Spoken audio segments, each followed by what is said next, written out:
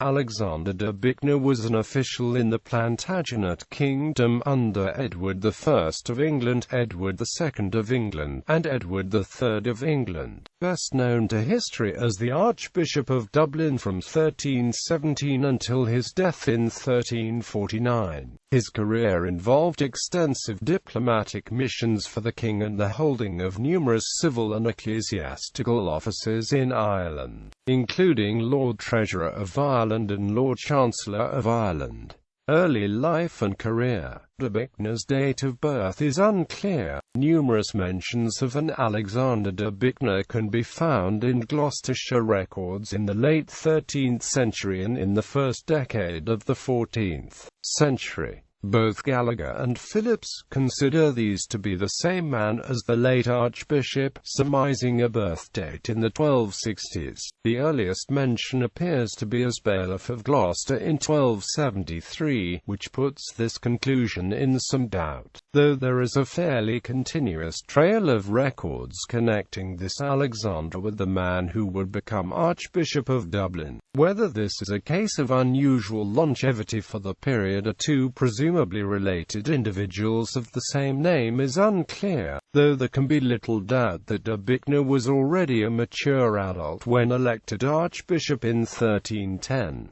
The career of these Alexander de Bicknors in Gloucestershire involved the wool trade at least one point, as well as extensive activity in civil offices, including tax collection, service on commissions of Oyer and Terminer, and service as one of the two bailiffs of Gloucester for 8 different years. De Bicknor was also among 9 men of Gloucester charged with evasion of taxes on the wine trade in 1287, which would suggest a breadth of commercial interests. Given the presence in Gloucester, the de Bicknor family may have derived the toponymic surname from English Bicknor in Gloucestershire. The Catholic Encyclopedia, however, associates him with another town named Bicknor in Kent, but in one instance in 1297 he is explicitly called Alexander de Bicknor of Gloucester, confusing the issue. There were indeed contemporary persons surnamed de Bicknor who were clearly associated with Kent, so the issue remains in some doubt. According to the patent rolls, a license to crenulated structure in Ruadine, around 4 miles from English Bicknor, Glos,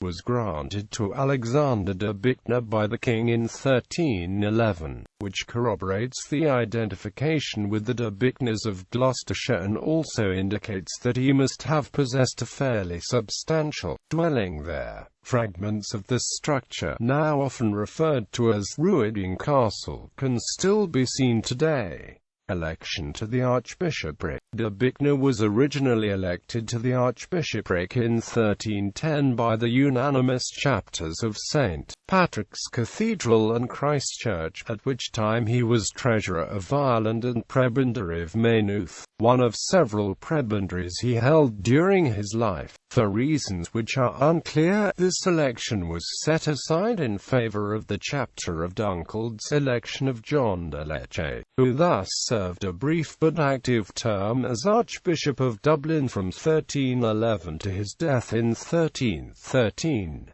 After Lecce's death, the succession was contended between de Bicknor and then Lord Chancellor of Ireland Walter de Thornbury, but after Thornbury died in a shipwreck en route to France, the choice fell clearly on de Bicknor. Sources differ on whether he was consecrated at Avignon or Rome, but after close to 7 years, he was consecrated Archbishop of Dublin. St. Patrick's University project. One of the more positive achievements of de Bicknor's tenure was the founding the first new colonial Irish university at St. Patrick's Cathedral in 1320, based on a charter obtained by his predecessor, Archbishop Lecce. While it had some limited early success, the institution did not survive into modern times, but scattered historical references show that it persisted in some form up until the time of the Reformation.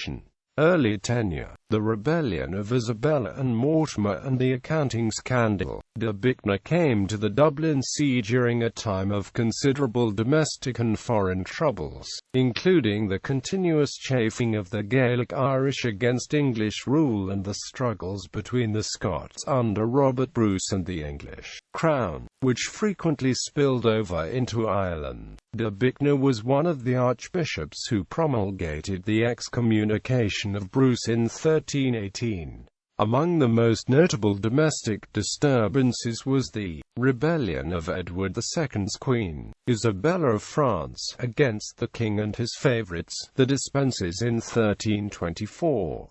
During the early 1320s, de Bicknor was actively engaged in diplomacy on several missions to France. During one of these, facing a French siege and general military and diplomatic debacle, he advised the Earl of Kent to surrender the fortress of La Réole to the French, in effect recognizing the defeat of the English attempting to defend the Duchy of Aquitaine. Shortly thereafter, de Bicknor went over to side of the Queen, who had openly taken the powerful and ambitious English noble Roger Mortimer as a lover while in France. The Archbishop at one point even declared that he would have challenged Hugh Despences the Younger to a duel, if it had not been contrary to his ecclesiastic position. Edward responded with an extensive list of most likely legitimate accusations to the Pope of various sorts of malfeasance in office, including his attacks on the Despences. These opened the door to the discovery of extensive problems in de Bicknor's accounts, and in particular substantial arrears to the Church itself, non-payment of which in part led to de Bicknor's excommunication. But in the end, de Bicknor had chosen the winning side, and Edward was forced to abdicate in 1327 in favour of his son Edward III,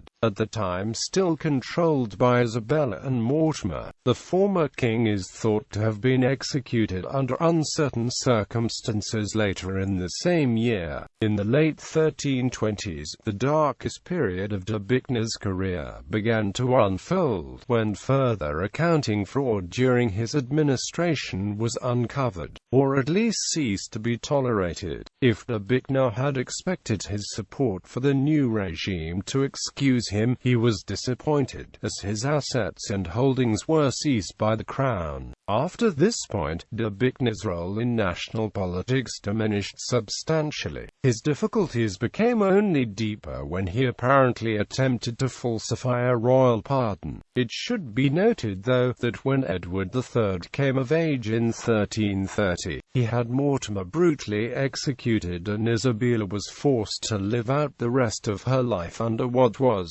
in essence, house arrest. So de Bicknor's fate was relatively mild compared to that of his erstwhile patrons and allies. More remarkably, he eventually obtained an authentic pardon from Edward III.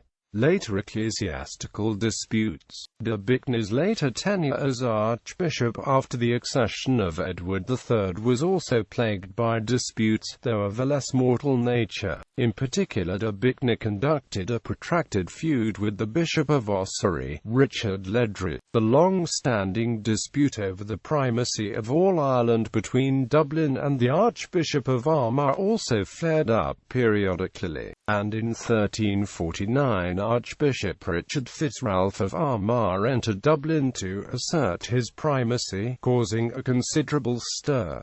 De Bicknor genealogy. The genealogist Gustave Anjou claimed, based on uncertain sources, that the de Bicknor surname eventually evolved into the modern English surname Bucknor, but this claim is doubtful, and Anjou's reputation for flattering patrons with dubious claims of distinguished medieval ancestry casts further doubt upon it. There is also a reference to a niece of Alexander de Bicknor named Marjorie, on whom he settled the manor of Ruadine in 1311 at her marriage to Geoffrey of Langley.